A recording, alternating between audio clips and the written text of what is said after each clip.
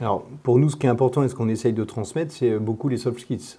C'est-à-dire qu'il y a savoir faire le job, hein. Mais par contre, dans une entreprise, on a de l'interaction avec les gens, donc les sujets de communication. On a des modules où on explique aussi les contraintes dans une entreprise. C'est-à-dire que, finalement, quand ils vont être candidats, c'est de leur donner les bons tips pour qu'au final, ils candidatent bien et qu'ils soient bien perçus par la DRH ou par le patron qu'ils peuvent avoir en face. Puisque tout ça, ça va favoriser, bien présenter. Enfin, tous ces éléments-là sont des éléments qui...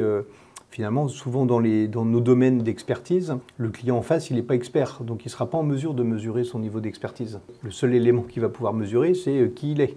Est-ce qu'il est souriant, est-ce qu'il est dynamique, est-ce qu'il a la pêche, est-ce qu'il parle bien, est-ce qu'il se présente bien.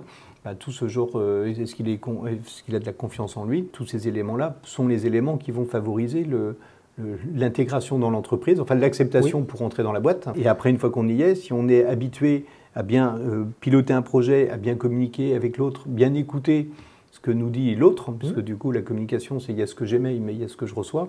On a des bons atouts pour performer. Et après, on a finalement la vision stratégique et la mise en œuvre de ce qu'on a appris à l'école, qui est à mettre en œuvre et qui va se faire en bonne connexion avec les personnes.